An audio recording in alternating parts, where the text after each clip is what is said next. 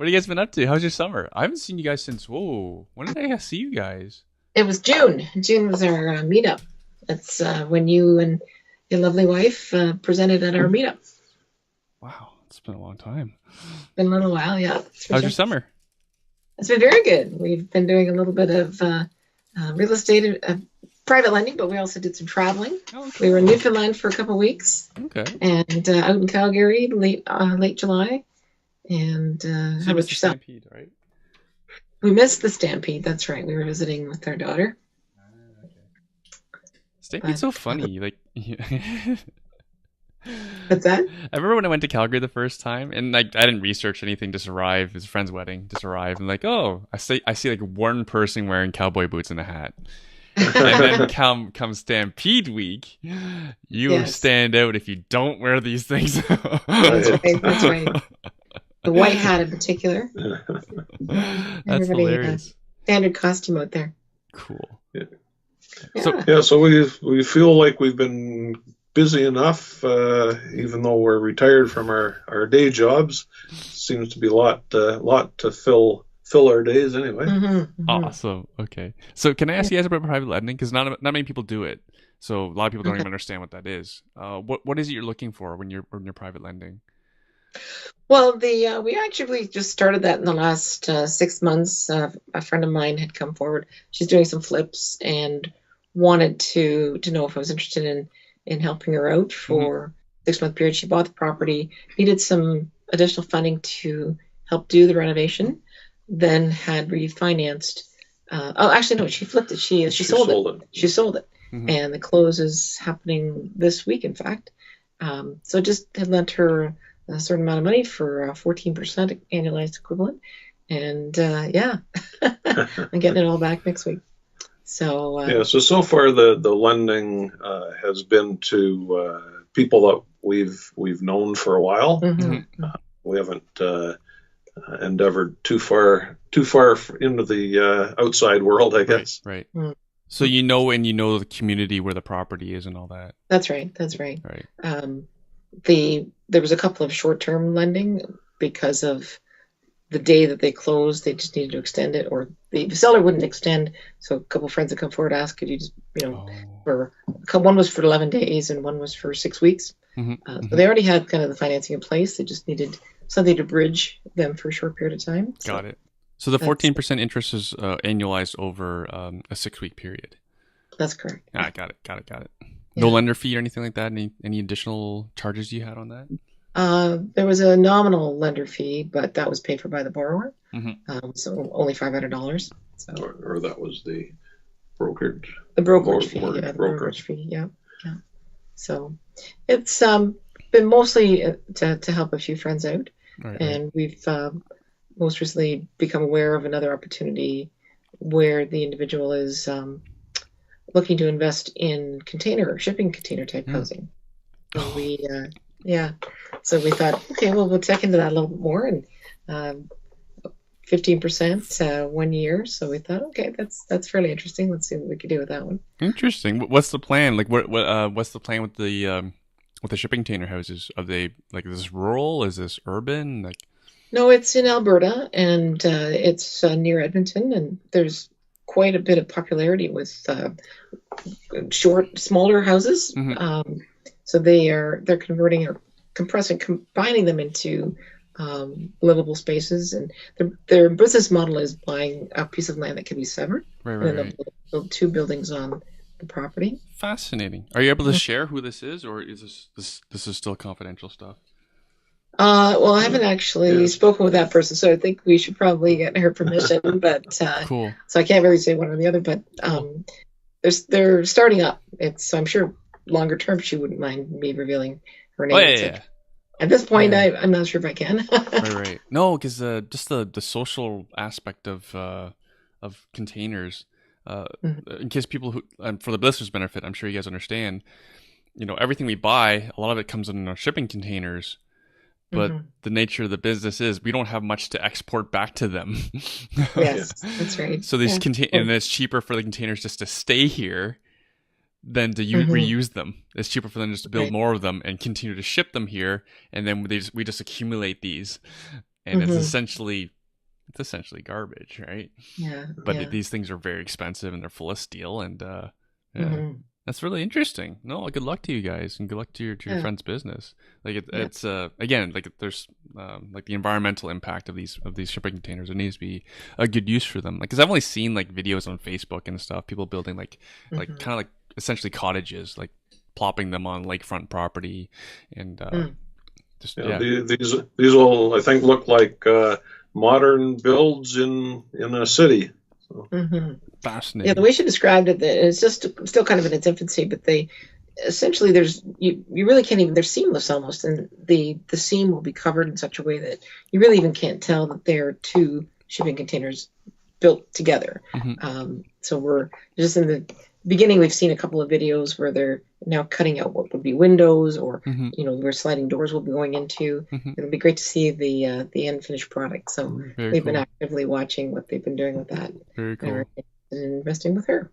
Very cool. Well, the one caveat is there's a build in Hamilton that's exactly that, shipping containers, and it's well known that it costs more to use for in their situation for the shipping containers versus just a build from traditional build. And we actually looked into buying one of those shipping container pools. I don't know if you ever saw those. Did you ever see them? Yes, I have seen them. Yes, and they're glass on two sides, and you can actually see the people swimming in them. Yeah, super cool. And they would crane it over your house. That's how they get them in, right? Right. Oh. Yes. You and I must have seen the same video.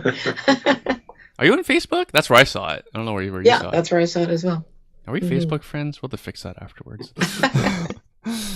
Or we follow the same site anyway. Fantastic. Yeah, I remember seeing those pictures. They're quite neat.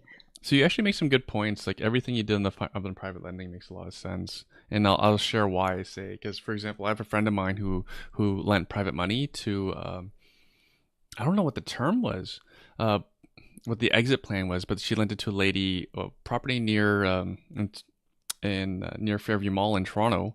It's a good area, and the lady defaulted. But again, like, what you did right was there was a defined exit for the property and your money. In this case, I don't know what it was, because I think the intention was that she would continue to live there and just keep paying interest payments, right? And then what went wrong was, for people who don't pay enough attention, was the first mortgage fell out of order, and then then the process started for the first mortgage to take the house back, and then the fees are just ridiculous. I'm actually surprised.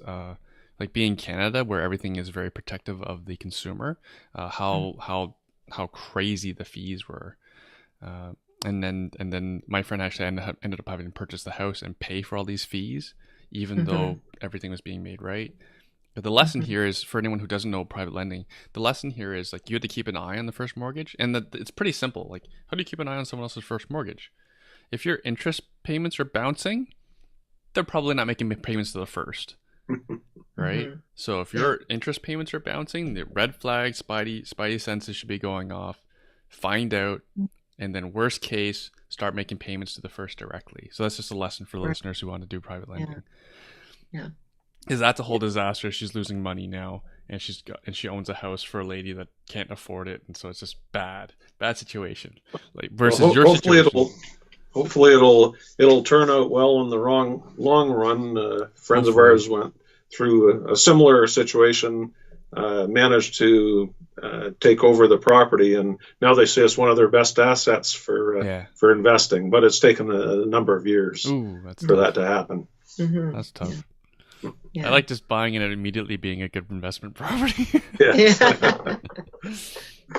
We've done a little bit. We have a few rental properties, and we also have done some land development deals. And then it's really just more of a diversified portfolio. We'd heard about private lending and some of the benefits of that and rates of return that some folks were getting. So we thought, you know what, invest a little bit in that as well, and spread it around, and offer a little bit more, as I said, diversity, and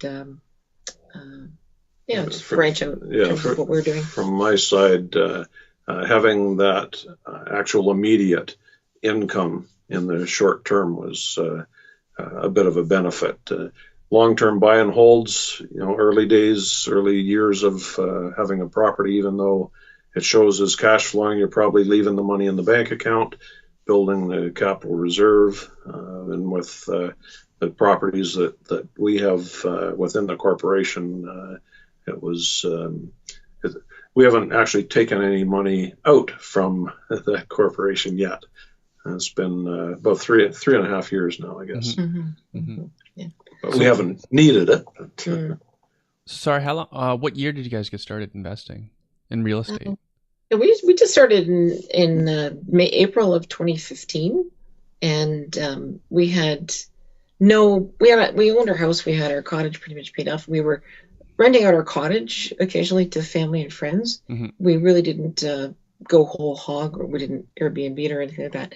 But then we had attended a real estate education weekend session that kind of lit the fire underneath us and said, you know what, I think to this point we really knew we wanted to do it, but we didn't know how. And it wasn't until we had gotten a little bit more information, met some other people, begun networking, heard what they were doing, that and got ourselves, as I said, educated with that we had the courage and the confidence to start acquiring properties, renting out our cottage a little bit more frequently, seeing that it was basically another world that we were exposed to with respect to real estate investing. So in the time that prior to 2015, we just had the house and the cottage, and since then we've acquired seven more. We're looking at seven more, mix of multis between duplexes, fourplexes, triplex. We have an 8-unit as well, and we're now looking to go to commercial financing and get an 8 to 20 unit apartment building next. Very cool. Very cool. Yeah. What cities are you in? What cities are your investment properties in? They're in London, Ontario, Midland, Ontario. Whoa. And we have one in Lucknow, which is a small rural community just north of Goderich. It's right near a cottage, actually. But it's one of our best income-producing properties. Oh, how come? It was, maybe I should let you speak. Yeah, so the 8-unit property when we got it, rents were fairly low, and we've been able to boost those rents. Of course, being in rural Ontario, the pricing was nowhere compared to, say, KW or Hamilton or that, so we were able to get it relatively low, but cash flow as well, but realistically probably not a lot of appreciation going forward. Oh no, even though it's commercial? Like commercial is derived on the values based on the net operating income. It's a small 800 people town sort of thing. Yeah. How many? About 800 maybe. People, yeah. It's people that still need a place to live, right? Yeah, it does really well for its cash flow. From a cap rate perspective, I think we started off with it's about the appraisals compared to about 7% cap, but so it's otherwise doing well for us. So it's like a condo building, 800 people. That's true. Yeah. But that's really well for us. Yeah. Fantastic. What kind of investments did you do before 2015? The usual mutual fund and stocks, RSP type TFSA. TFSA. And that made you rich, right? Well, certainly, we were always the type pay off that mortgage. So we were doing everything we could to pay it down, and that certainly allowed us to have access to a decent capital base for getting into real estate. We were the Canadians who, we were conditioned by the banks and the financial institutions that bad debt is bad, pay down debt, save yourself to wealth. And in the little over 3 years that we've been investing in real estate, we have almost as much equity in those properties than what we've been able to save through just savings through our employment in the last 30 plus years. It's been phenomenal. I mean, we've done well with our investments, and we were conditioned, you save yourself to wealth. But until we started doing real estate, it made a huge difference. Wow. And we actually just retired in May, and by investing in real estate, it enabled us to accelerate exponentially our ability to contract that timeline when we would otherwise normally been able to retire Uh-huh. because of that equity and appreciation and all the other related real estate investments we've been doing. So Let's just take a we've been moment. retired for 4 months. What's that? Let's just take a moment to think about that. You Yeah. doubled what you accumulated in 30 plus years. So what you had already done in 30 plus years, you replicated We're that in pretty 3 close. years. We're pretty close, yeah. And Right. So maybe 4 years. Of course, that's on paper, right? yeah. We haven't sold anything. So. Yeah. I know But- people say like, oh, I was having a conversation with a financial person, like someone who works for a financial industry, and they say, oh, your house isn't liquid. Like, really? Give me 30 days. I'll turn it into cash. That's true. That's true. Yeah. He's like, not in this market. Right? And I says, well, that's not every market. Like, well, the market can't get that much better. Well, when we started in real estate, we set a goal for ourselves, a plan. We said, you know what?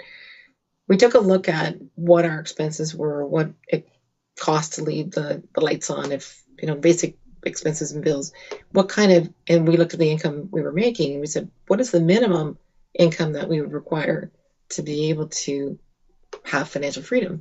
And I frequently quote T. Harv Eker, who said, financial freedom comes with where your income exceeds your expenses, and passive income exceeds your expenses. So what that number ends up being for you is still subjective, but so that we had that philosophy and said, okay, well, where is that magic sweet spot? What's our number in terms of when we would otherwise be able to retire? And so it was through all these other investments, real estate related, that enabled us to say, okay, this is the point at which we will be comfortable and we can retire wholeheartedly. And we were able to achieve that in 3.5 years. Right. So without the real estate, where would you be?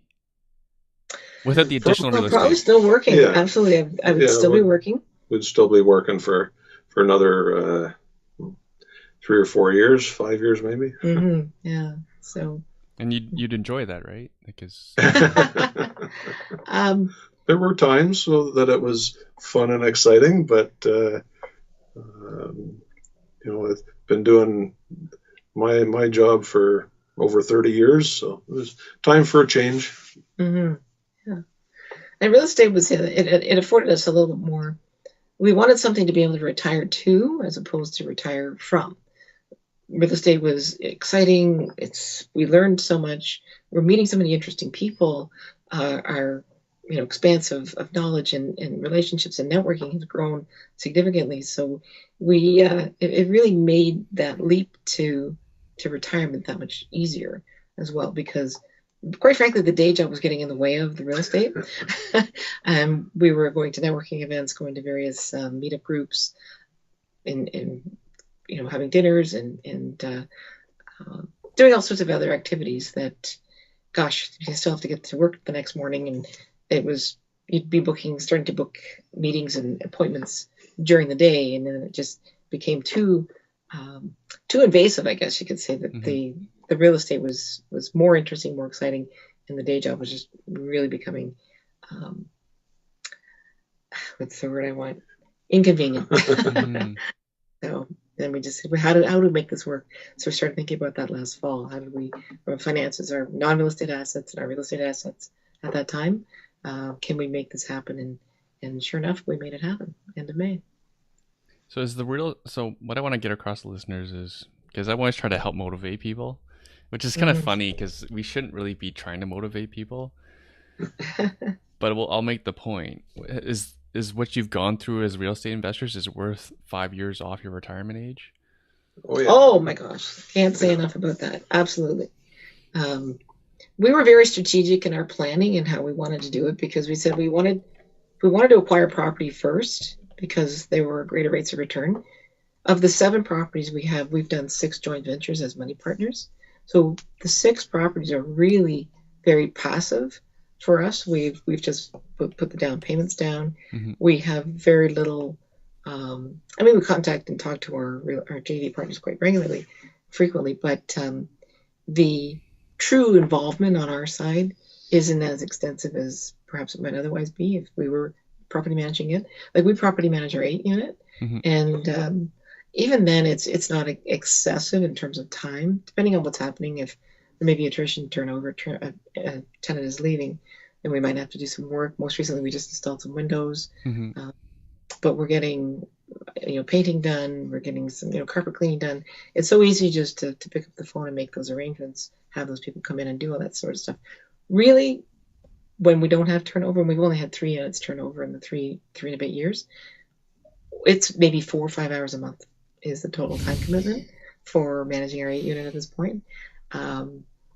When we do have turnover, I mean, we do track our own personal time and whether we have to hire other people to do things.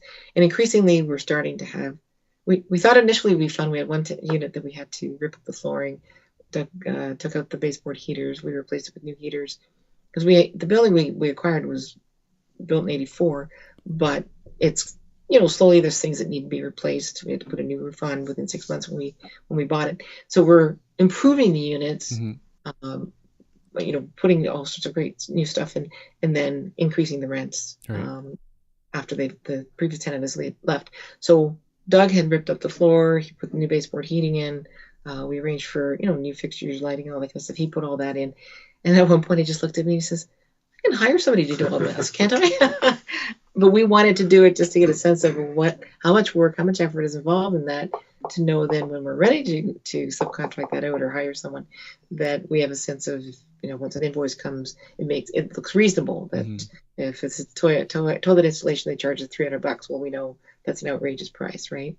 Or if they say we have to replace the baseboard heaters and they charge us $100 a pop. Well, we know that's unrealistic, right? So we wanted to get a sense of what is the effort, what is the labor required, what is the true cost of the replacements, to know then once we start subcontracting and getting others to come in and to do that, it's what's fair, what's reasonable type of thing. No. And especially looking to acquire more property as well. So that's good advice for anyone who wants to become a new investor. And also, I'd also say, if you don't want to do these things, don't let that stop you from being an investor. No, that's true. A long time ago, somebody said, you can hire out the $10 an hour jobs. Your job is to focus on the $100 or $1,000 an hour jobs. You need to find that the properties, get the creative financing in place, or do what you need to do to build your portfolio. And it's the more laborious tasks that you really should be contracting out or hiring others to do, right? But we wanted to get that sense of, because that was our when we had before we had our first property. Doug's pretty handy. We, any type of upkeep or maintenance on our homes, and I'm a painter, landscaper, things like that. We thought if we're going to go into real estate, we've got a certain degree of skills that would make it easier for us to manage that. But at the end of the day, and to your listeners, if you a great project manager, or if you're really coordinated, if you're disciplined, you don't necessarily have to have those skills. You just have to be really good with calling the right service provider, or having your right power team around you to be able to do all that for you. And certainly, as we get into larger buildings, we won't be doing those tasks ourselves. Anyway, we'll be managing the property managers. Yeah. Do you know what city you're going to look for your next building? Well, we've been looking in London, St. Thomas, Stratford area, and Stratford, home of Justin Bieber. You should design a Bieber suite. Yeah. Just make it all like fan posters and stuff. Yeah. Airbnb Bieber? Airbnb Bieber, yeah, that's right. There's still really good cash flow, and it's so we've been looking around Southwestern Ontario for the most part, perhaps as far west as Chatham. Not sure just yet, but there's still some really good cash flow around that area. Okay, I know some. Well, Michelle. Never mind. Yeah. Welfare, yeah. Excellent. Yeah, she's got a lot of property. Yes, and they all have brand new windows.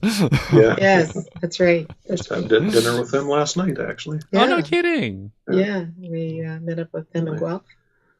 Yeah. Fantastic. No, I just saw her. When did I see her? What day is today? I saw her last week. I didn't even know what day it is today. Yeah. You mentioned you went to a real estate education weekend. Who organized it? It was Scott McGilvrey's Keyspire organization. Yeah. So we had he had come to Kitchener Waterloo actually about a week before, it was really interesting, and I almost thought it was fortuitous. We were avid watchers of his show Income Property at the time, and I remember we were thinking about, because Doug, if he were to retire, what would he do, or what would keep him busy and occupied, type of thing. And we were talking about, improving properties, doing some real estate investing. And honestly, within a week on the radio, announcement came up about Scott coming to town, and we said, oh, well, why don't we go see him? We watched the show, liked the show, and it was at that 2-hour presentation that we found out about an education seminar weekend, 3 days, where you can go and learn a little bit more about real estate investing. So it was at that we learned, what, this is what we want to do. This is what we want to learn, get more information about. Jump in and get educated and go from there. Yeah, that was kind of the driver. Did you pursue Keyspire further? Did you join that? Yes, we joined. Yeah, we did. Yeah, so we've been members for 3.5 years now. Oh, you're still members. Got it. Yeah. So that's one of the things about networking is finding the network of like-minded people, and the sky's the limit when you get involved with people that are investing in real estate and thinking like you, and lots of opportunities through that. We've also discovered other real estate meetup events as well. So we regularly attend one that's in Burlington. We're going to the Durham REI in Ajax area. Yeah, wow. There's one. I think that's far. That's further for you. Yeah, we just actually joined up, became members. And there's now a new one that's established in the London area called REI. Yeah, I heard. We've been attending that one as well. So wherever we get an opportunity to just meet with other individuals, hear their story, what are they investing in? What are some of the challenges they're experiencing? What are some of the barriers? How have they overcome that? It's been wonderful to learn from others and learn from others' mistakes. So I highly encourage listeners to, if they're thinking about getting into real estate investing, look online, look for a meetup, go to meetup.com, or look for other groups and associations that are attracting real estate investors that are at different levels and stages in their real estate careers or their journeys. Some folks are there just starting out, may not even have a property yet. Others have 100+ doors, multi-million-dollar portfolio. It's great to meet with them, talk with them, and say, why do you invest where you invest? What got you involved? What works really well for you? So that is something that I would really encourage people to do. If you're thinking about getting into real estate investing, before you take the dive, before you invest the money, spend the money, start talking to those people and see if that's what you really want to do. I think more people will want to do real estate investing when they talk to other people and they realize like anyone can do it. Right? Yeah, it's just having the motivation, the inclination, the network. Like when we first started getting into it, we were just in sponge mode, and we wanted to educate and learn and find out as much as we could about real estate investing. And we were reading books and taking online courses and things like that. And we have learned more from the other investors, or they are the application of what we read. So when you hear about something, you read Rich Dad Poor Dad, the Robert Kiyosaki books, you hear about it or read about it, but it's until you actually talk to an investor who's done it and applied that knowledge, then it all cements it all together, and you then realize, wow, it really is true. You can do this. Yeah, it's a very different time too. I think people have to realize that they look when the book was published, when it was written, yes, that's and true. And also where it happens. Because I believe Robert wrote that book during a recession, so he didn't have the competition that we're used to today. That's true. Right. Yeah. Same thing with even Arnold Schwarzenegger's stories about real estate. It's very different now. It's much harder to track down owners of buildings, and they're not. And I always say to people, like, okay, if you own this building, would you want to sell it? Yeah. Where are you going to tell the owner to put his money? Yeah, that's true. Mutual Vendor funds. take back, right? Yeah, vendor take back for sure. And then you're paying massive interest rates, Yeah. interest payments. Yeah. Yeah, a friend of mine was making $7,000 interest payments a month on a vendor Oh. take back. Yeah, Wow. it can get like that, right? If you want the deal, sometimes it's what you gotta do. Mm-hmm. Mm-hmm. Well, hopefully that was very short. No. No. Oh. Okay. It's something you do when you have deep pockets. Mm.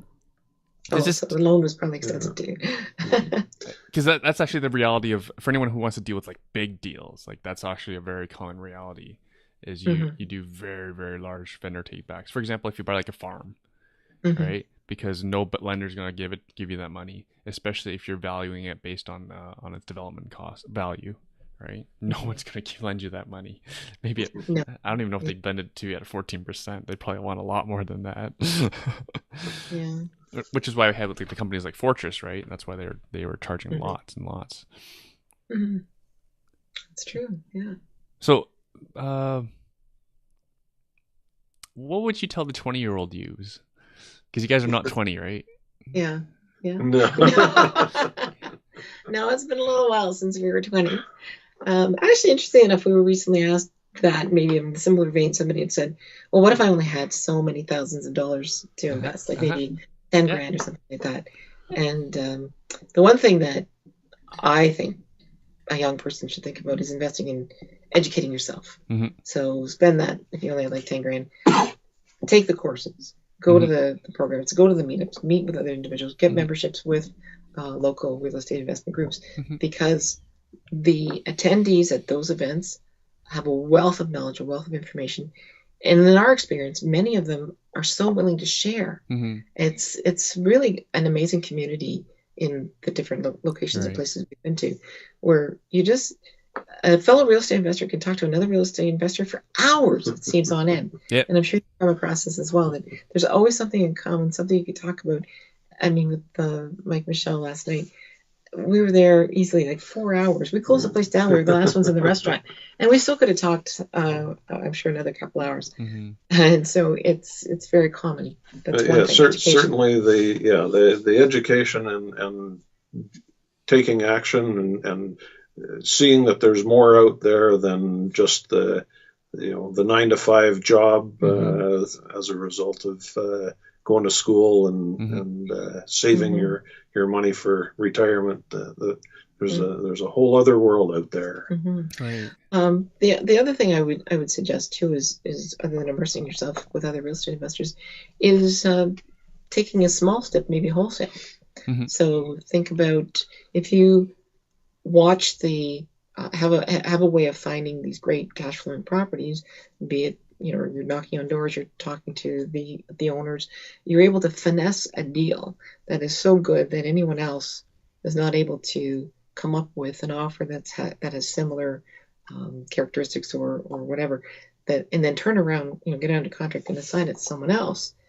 You can make good money on that too, and until you accumulate them a little bit more to help yourself buy your own first property. That's a great way to turn your 5 or 10 into 300% more within a short period of time, right?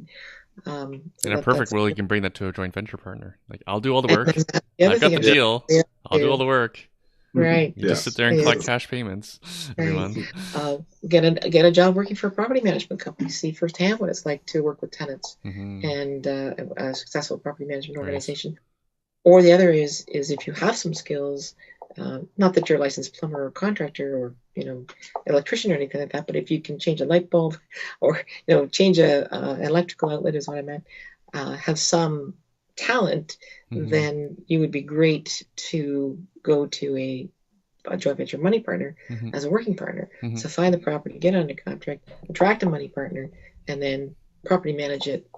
And you have a vested interest, they have a vested interest, and either take a percentage of have a property management fee, or take a percentage of the cash flow, and then a share of the equity after so many years. That's a great way to get started as well for a young person. Or rent to owns. That's the other one.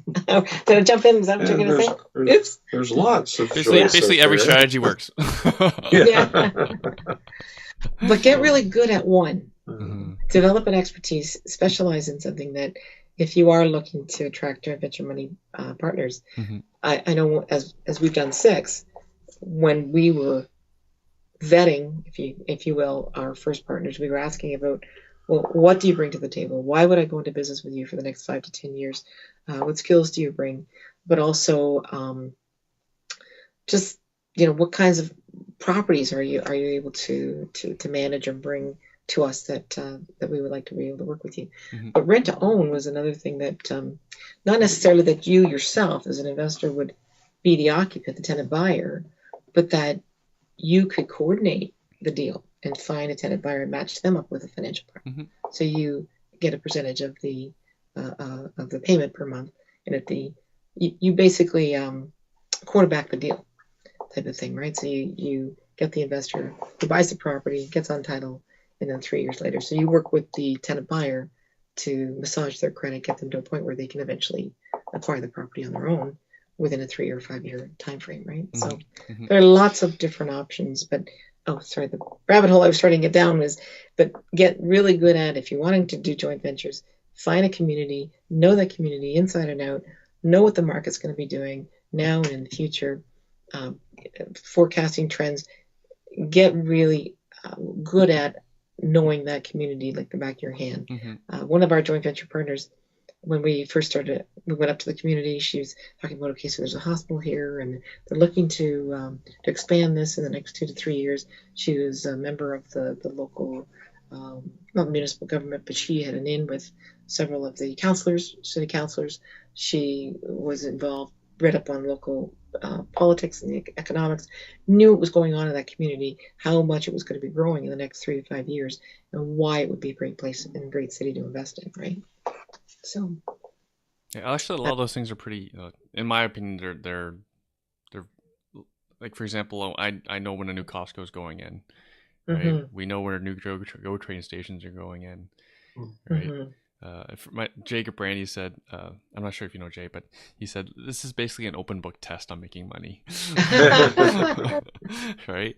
Like all these courses that you mentioned, they're available to anyone. You may have to pay for some of them, but they're worth it. Mm-hmm. But yeah, it's available to anyone to go make this money, right? Right. Yeah. And he said it in the context of when I was telling him about the growth of Ontario, right? All these stats are available publicly. Right, mm-hmm. The housing starts are available publicly. It's just who's right. going to actually take advantage of it. Yeah. Well, it's not just even taking advantage of it. It's finding that information and knowing how to apply that knowledge. Mm-hmm. What does this mean? Mm-hmm. So if I go to StatsCan, how do I interpret that? If I go to MLS, mm-hmm. what does the walk score mean, or what are the mm-hmm. other categories of descriptions? Why is it relevant or useful? Mm-hmm. Population outflow. Why, if the population is going down, is that maybe a second reason why I shouldn't be looking at the community, maybe, or not be in it 30 years from now because the population will be dramatically decreasing, something like that. Mm-hmm. Just knowing how to apply that knowledge mm-hmm. in making your decision, or whether it's short term or long term. Yeah, and money policy, those sorts of things, and mm-hmm. inflation, why those are things important. And even though we call it real estate investing, it's really business. Yeah. Right? This is all just true. Business, buy low, sell high. You want to own something in low supply and with high demand. Like this is all just business. But yes, more specifically is real estate investing. Mm-hmm. So how did you guys start up your own group? So actually, no, I want to go back to that you guys mentioned, like all these people want to help. There are some places that people want to help, but they just want to really help themselves. That's not one of your that's not your meeting though. How did that get all started? The KWREI? KWC REI. That's right. So the Kitchener-Waterloo Cambridge Real Estate Investors Group is a monthly meetup group that we started about 2 years ago. It'll be 2 years in November. Prior to that, there was a small group of local real estate investors that there was about 7 or 8 couples that we would get together and frequently go to restaurants. And it was just a forum to talk, ask questions of one another. What are you doing? A lot of us were very new to real estate investing at the time, and so a lot of us didn't have a lot of experience. So it was more of a sounding board and run ideas with one another. But then realized that there were so many more individuals with whom we could equally get that information and who were also interested more broadly. So we started this group. We meet monthly at the Cambridge Hotel and Conference Center in Cambridge on Highway 401 and 24, right there. I bring in guest speakers, in industry professionals, local individuals, and speakers to speak to the group, share an item of educational interest. I've had mortgage brokers up there, and your lovely wife, Cherry, accounting, come speak.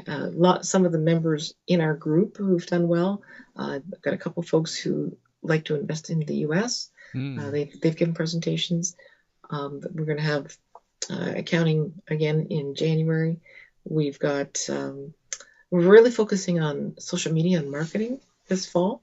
So we have a couple speakers. So your own marketing? Oh, you're going to have presenters on the subject. Okay. Yeah, talking about website development, branding, marketing yourself as getting your business established. To your point, coming in and talking to the group as well. So it's really all about education first and foremost, and then an opportunity for networking. So we do networking about an hour ahead of time. Then the keynote speaker speaks. There's a break, and then we have a secondary speaker. And then we like to do a little bit of the attendees can come to the front of the room, talk about what they're doing. They can pitch a deal. They can, if they got a property for sale, they can describe and promote it to the group. Really a great opportunity for individuals attending to share what they're doing in a very informal, provide refreshments and cookies and things like that, just to get a sense of what they're doing. So some of the other attendees have come, they've dropped off brochures. They've so it's not self-promoting, but it's just here's a chance to get to know here's a chance to know what these people are doing and establish relationships and perhaps business relationships outside of that meetup afterwards, right? So we have approximately between 45 and 50 attendees, but our numbers are growing. At our June meeting, we had 62 individuals. And you capped it, didn't you? Didn't you have to cap that one? We had sold to. Out or? We were at capacity, so we had to bring in extra chairs, but it wasn't. Unfortunately, the ideal venue, given the number of people who were coming. So we have made arrangements going forward. We'll be able to be a bit more fluid and expand quite easily as more people are coming. So, but we are hoping to get to at least 100 regular attendees by December, and we've got a great season planned with all sorts of. I had done a survey back in June after the meeting of the attendees to say, well, if you like the June meeting, so and you scored very well, by the way, Erwin. A lot of people enjoyed your presentation, yours and Sherry's. But I wanted to get a sense of, are we on the right track? Are we bringing in the right speakers? Is this what people want to see and hear? Yeah, because you want to bring value to the group, right? Exactly. And there is a small fee, and it's to pay for the cost of the meeting room. There is nothing else. It's not really a profit type of organization. But these results of the survey suggested the attendees really wanted to hear the successes of the other attendees. And so the focus I'm going to be spending some time is also doing more networking type opportunities for people. So it's kind of like speed dating. One of the thoughts I had where you have multiple tables, there's someone at each table who's going to speak about their success or what they're doing, and the attendees can sit for 15, 20 minutes at a time, rotate, go to different tables and hear and see what the other individuals are doing. So that's going to be at our December meeting coming up. But and really just, and I'm sure you've found at some of the networking events that you've gone to that people, they love talking with one another. And when the organizer says it's time to start the meeting, people reluctantly, go back to it's almost like, okay, that's a 5-minute warning. No, we need to start the meeting right now and get back to the prime reason why we're here. Right. And then when you have another break, it's like herding cats to get everybody back to starting up again. But so we're really trying to provide more opportunities for people to network, get to know one another, and see what everybody's doing. So they like to hear another day in another investor's life type of thing. Organizer problems. I almost wonder if we just skip the break and just end earlier. Well, I've thought about that as well, too, because some of the conversations, and myself included, you get caught. I have to watch my clock and make sure we group regroup and get back on time and start again. But it's very difficult. Sometimes you're right in the middle of a really juicy conversation, or you're exchanging some really good information, and you have to stop and regroup and get the meeting back on course. I might try that next meeting.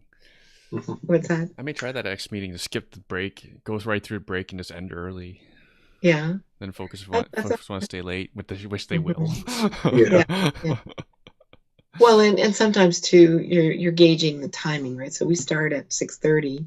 Meeting proper starts at 7:30, and I always try to get out of there by 9:45. Yeah, right. What time's the restaurant kick you out? Well, the latest we've gone with the meeting topic, but it was great. It was great interaction. A lot of great questions.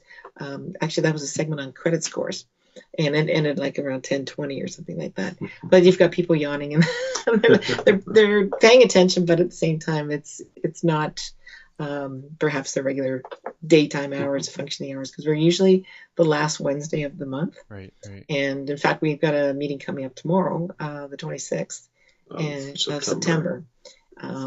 Now, having said that, I didn't book. The last Wednesday of October is Halloween. I have it the previous Wednesday on the 24th. Right. So we are not on Halloween. So you can still take the kids out trick-or-treating. Right. It wasn't the June meeting close to something? We had to do that on a Monday, that's right, because there's some other complications. Close to Canada Day as well. Yeah, it was close to Canada Day. Organizer problems. See all you listeners, if you want to organize a meeting. I'm looking for something, for March break, you have to avoid, so I wanted to book something in March. You've lost 2 weekends. Yeah. Because no one's going to come. Definitely January to June. It's the last Wednesday of every month. We've got that firmed up for sure. Got it. So actually, you guys are meeting organizers. I just want to ask you, what makes a good networker? And for example, not anyone's going to be able to get Mike and Michelle for dinner, right? So what do you I'm sure you've seen bad networking practices, and I'm sure you've seen lots of good ones. What are some bad and what are some good? What should you not do? Yeah, certainly if you're going there with the sole purpose of finding somebody to do something for you, and that's the only reason you're networking, I would say that would be on the bad side. For us, networking, getting to know people, seeing if there's things that you can do to help, and maybe longer term, like Zig Ziglar says, you help enough people to be successful, and that helps you. It comes full circle. One of the things that I've observed with networking, when we coordinate these events, but we also attend these events, don't be a wallflower. I've seen so many situations where individuals come into the room, they're with one partner, they go grab a tea or coffee, and then they go sit against the wall or sit back in their chair. They don't talk to anyone else. What we like to do is we divide and conquer. We'll go to an event and we'll not even sit at the same table or chairs. We'll split up and we'll try to, we'll exchange business cards, and we'll say, well, how many people did you talk to at the end of the night or at the break? We'll say, oh, I chatted with this really interesting person. I think you should go talk to them too. Or he'll say the same thing of me. I met this really great person over here, has great interest. Ask people questions. People want to talk about themselves. In my experience, a really great networker does not do the talking, they do the asking. And they pull that information from the individual they're speaking with. And because, as I said, everyone likes to talk about themselves. If there's something you have in common with them, and people, especially, as I said, real estate investors love to talk about real estate. So you're here at this event. What brings you here? Where are you from? Do you invest in what type of real estate investing do you do? And they'll exchange that information. If there's something find common ground. Find something that you both have a common interest in, and the rest of the conversation will flow very quickly and very naturally, in my experience. But be the initiator of the questions and try not to talk about yourself, but let the other talk about themselves. That's one of the biggest observations that I've found. The other thing with networking is there should be some degree of reciprocity. You're exchanging, you're giving information. If you ask somebody, actually a long time ago, I learned this acronym called FORD. So when you're going to talk to someone, keep these 4 initials in mind. F, talk to someone about family to break the ice. O, their occupation. R, their recreation. What do they do? And D is dreams. What are their dreams? What are their aspirations, longer term goals? Those are the kinds of questions you can really learn a lot about an individual. And then they can be a little bit more, and they're going to remember you because you asked those more poignant questions about them and their longer term goals and objectives. Things get much more interesting when you get talking about dreams. Yeah. So I always try to think of Ford. Everyone likes to talk about their family. not another obvious Ford. I didn't mean that. But, just think of those acronyms. And the other thing too is when you get to somebody starting to talk about their dreams, talk about, well, what are some challenges or some barriers? And if there's something that you've been able to overcome, you've had a similar situation, not that you're giving unsolicited advice, but you're saying, you relate it and say, I've experienced that equally, and this is what I did to overcome that. And then they might start, well, what, as opposed to, what you should do. That's the worst thing you can say is offer your unsolicited advice. And that was something I learned from this guy. Can't solve everybody's problems. No, listen and share your own experiences, and often the individual will ask you more questions. I might take the wrong road and just say, "Oh, do I talk to that person? I know he knows the answer." It's making someone else's problem. Right. So that's cool. Forward. What I often do for networking is I'll say, "What's keeping you busy these days?" So they can choose basically from the FOR. Because they'll likely answer that, and then you have to work them for the dream. Yeah, some people are very private, so they might not get past the R, but or it might not be. They're very limiting in what they say about their dreams or aspirations. That might be none of your business, and that's fine. You respect that, and you don't pursue it. People aren't used to talking about it.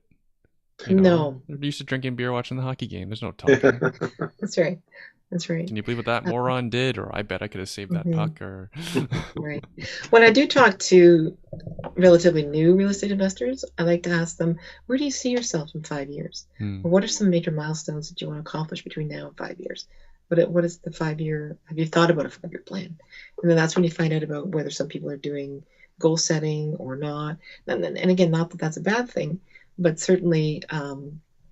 Time is of the essence with real estate. There's that old adage, you don't buy real estate and wait, you don't buy real estate and wait, you don't wait to buy real estate, you buy real estate and wait. And because 3 years, one property is going to be coming up for mortgage for renewal, but we've done a couple of refinancing deals in the meantime. 6 months to do a flip or what have you, it goes and comes really fast. So time really does move quite quickly when you're busy and you've got a lot of stuff on the go. So important to establish goals and objectives. Even, how do you eat an elephant one bite at a time, right? So if you we said we wanted 10 properties in 5 years. Okay, what does that mean? Well, that means 2 properties a year. We better get on it. And you start your goal and figure out how to make it happen. Got it. So do you want to share what your dreams are? What are dreams? Well, we've got 3 more properties to go. We're at 3 years and 7 properties. And there's a certain income level that we wanted to be able to have. We want to be able to have $10K per month, $120K per year from passive cash flow. And we were at that time thinking if we could do that 3 years ago, that would help expedite and condense or contract our real estate time, or rather our retirement timeline. And we didn't have to wait that long. Not quite there, but certainly one of the dreams was being able to retire early, and we've done that. So. Tick box. Check that off. The other thing too is our kids. Our son is 26. He's getting married next week, actually. Whoa! Congratulations! Oh, big event. And daughter is 23, and we would like, as part of the corporation, they are shareholders in our corporation as well. Hopefully 5, maybe 10 years down the road, they might consider formally joining our organization a little bit more full-time basis than they are right now. The biggest reason was to be able to help them afford a property, each of them. That's kind of our dream as well. So when and if we're able to help them acquire a nice property, through what we've been able, like we'd like to teach them, as opposed to we want to give them a hand up, but a hand out. We wouldn't just buy the property for them. We would give them instruction, help give them guidance, teach them how to properly invest in real estate. Hopefully share the bug, get them excited equally about the prospect of real estate. That's a dream of mine, is to get them more involved. And we constantly say we wish we knew now, or back then, what we know now. Had we started years ago, who knows where we'd be right now. And so we're very envious of we're in our 50s, very envious of people that are starting out in their late 20s, have 2, 3, 5 properties already under their belts. It's like, wow, you're going places, right? So I have a friend of mine. He lives in a student rental near U of T Mississauga, so he doesn't have house bills. It's all covered by the students. Right. Right. Just imagine that. Like, especially for today's graduates, how much debt they graduate with, what kind of mortgage payments they're looking at. Where do your kids want to live? Do you know?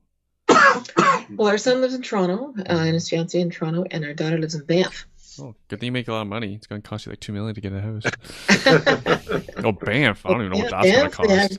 The average home prices in Banff right now are 1.3. Oh, that's not bad. Okay, I thought it was worse because I saw Jasper prices were crazy. Yeah. Right. In Toronto, Jasper's of course, beautiful. 1.2 to 1.5 for single family homes. But the Toronto prices, interestingly enough, are going down a little bit. It's not that they're not that $1 million still not affordable for a first-time home buyer for the most part, but we did see some multis. Yeah. Okay.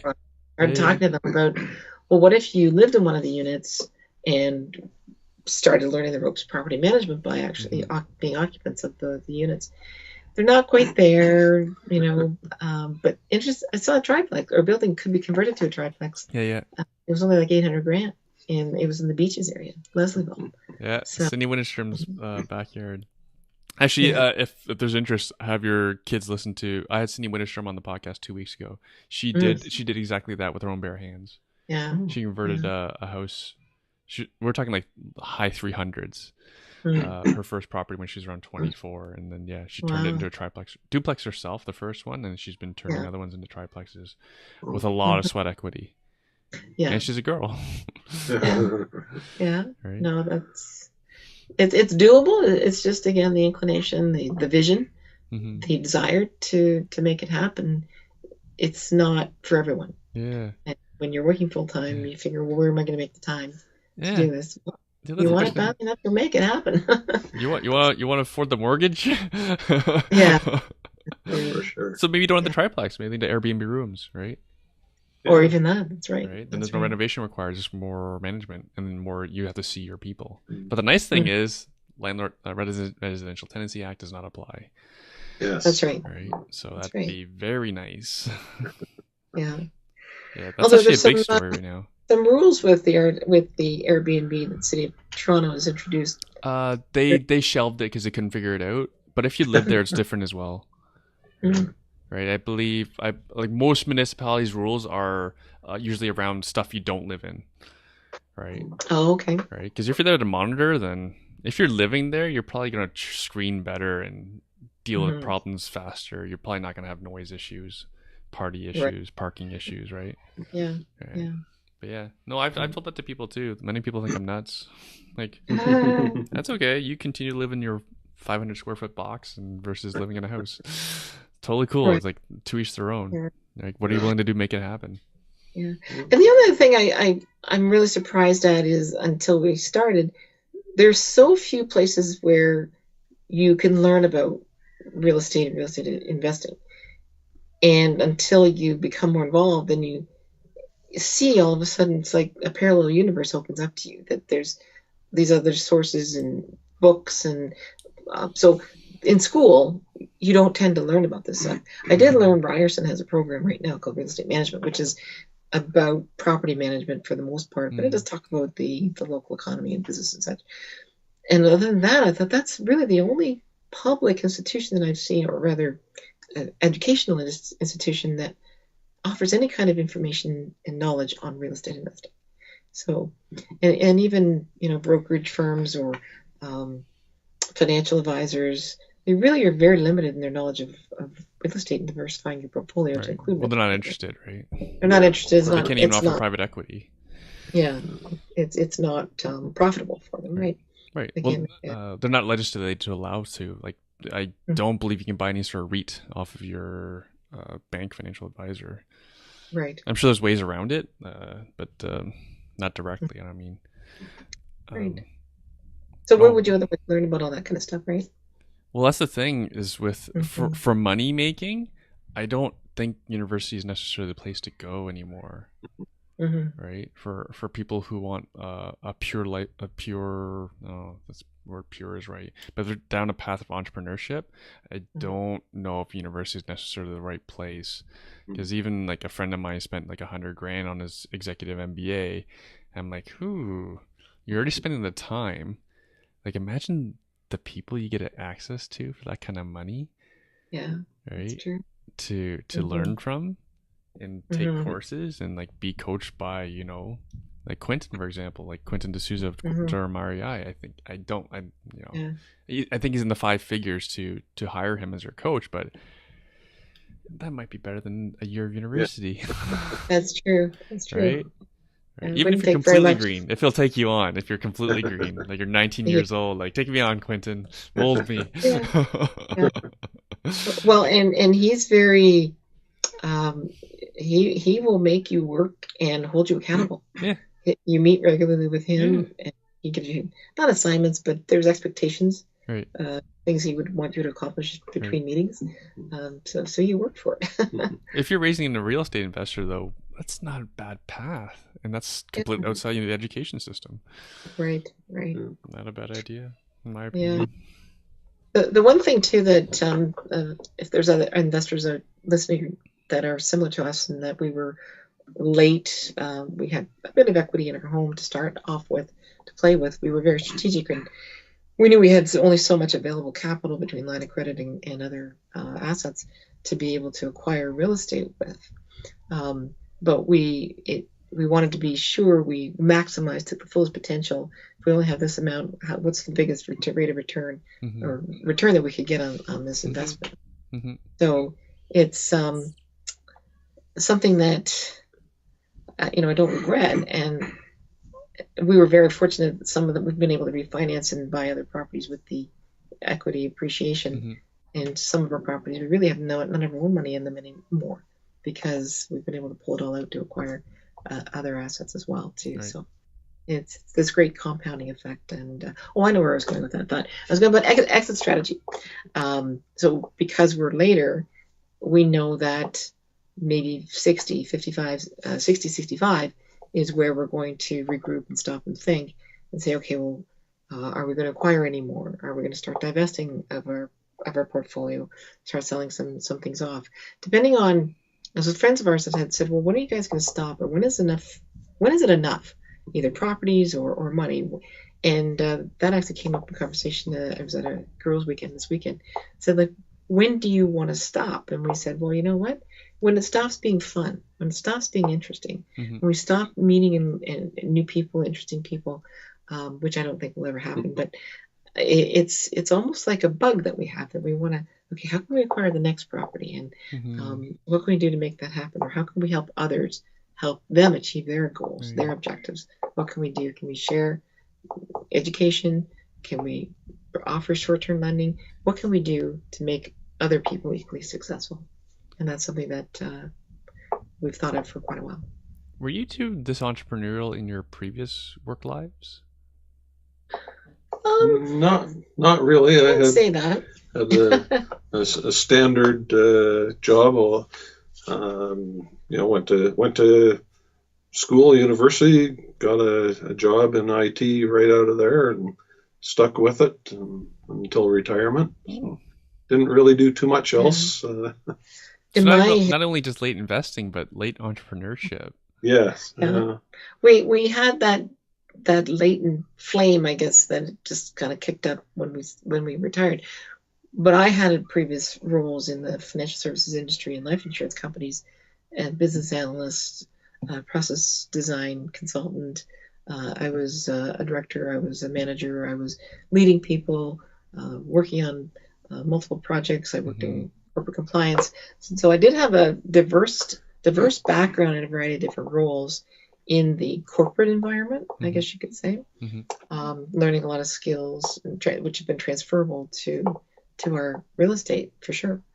I remember, so we were still working full time and going to work and acquiring the first property. I remember by the time we got a third or fourth, and I was sharing that with a couple of women at work, and they were saying, "Wow, how are you able to do all that and still work full time?" I said, "Well, they've actually been relatively easy to do. I think because of all the project management experience that we both had, we just kind of were able to chunk it out, knew what had to be done now versus just 2 weeks from now versus 6 months from now, and we never really saw it as an unattainable task. It was, if you plan it right, approach the right people, you can make it happen. So we were kind of advantageous in that way to make it just seemed like a natural progression then to real estate that we would have. If you just think about it, plan it in manageable chunks, it's doable, it's realizable. So your employers were very lucky to have you for so long. They were very lucky. And that's something that came in Robert Kiyosaki's book, was that you're like, if you're talented, it's your employer that's capitalizing on that. Right? While you make a wage. Yes, that's exactly right. Yeah, like before getting involved in real estate, I'd never heard of Robert Kiyosaki or Jim Rohn or Darren Hardy, Tony Robbins, like none of that. So I've been reading as much of that genre as I can since discovering it, which has been a great educational and personal development experience. Awesome. Okay, so we're over time, so I only have a few more questions for you. Okay. For the people who aren't retired, what's on the other side? What's retirement like? Well, it's very hectic. Want it to be. Let me just preface that with my last guest, Barbie Benton, because she bought her first property at 18 years old. So that's like, wow. So she's basically been retired forever. Since like really 21, she's never really had to work for money. Yeah. So she does jujitsu 2-3 times. She does martial arts training 2-3 times a day. Nice. That's what you guys are doing, right? Wow. Oh yeah. Oh no, she's a world champion. She's a world champion. Oh wow, fantastic. We just came back from Tai Chi. Nice. And I think there's two big things I'm just going to say real quickly.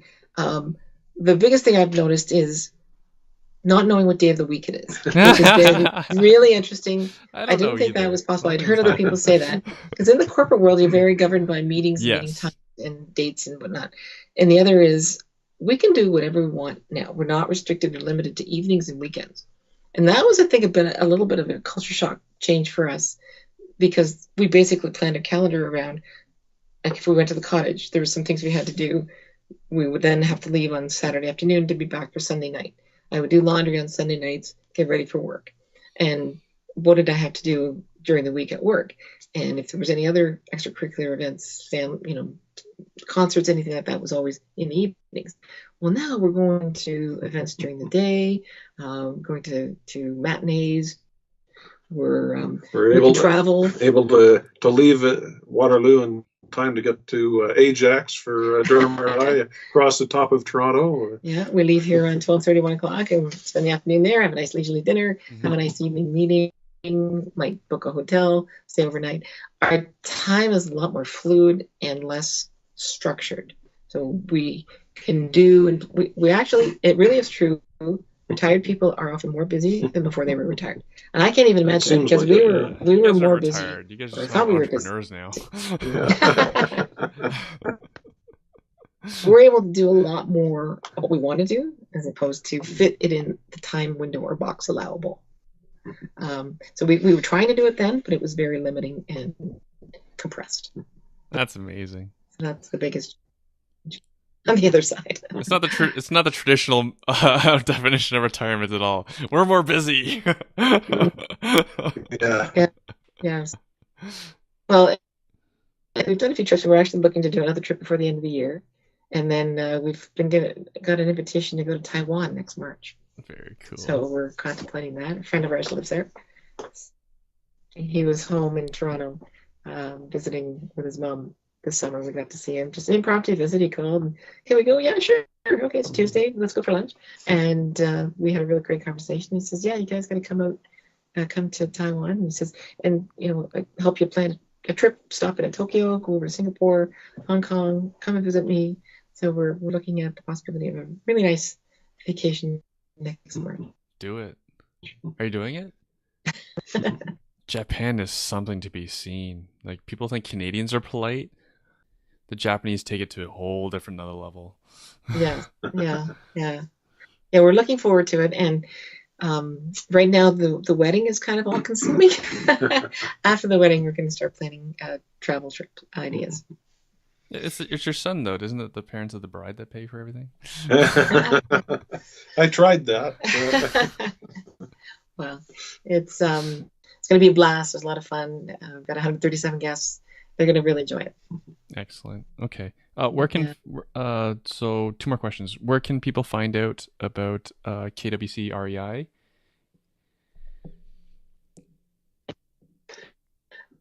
I would send an email to our corporate email address, which is Lautus, LAUTUSPG @bell.net. It's so close to being up, it's not quite ready. But send an email to LautusPG @bell.net, and we'll get you on our distribution list. Excellent. And folks, I'll have the links and everything. I'll have this in the show notes as well. Okay, great. And then anything you want to leave with the listeners with? Final thing you want to say? Go ahead.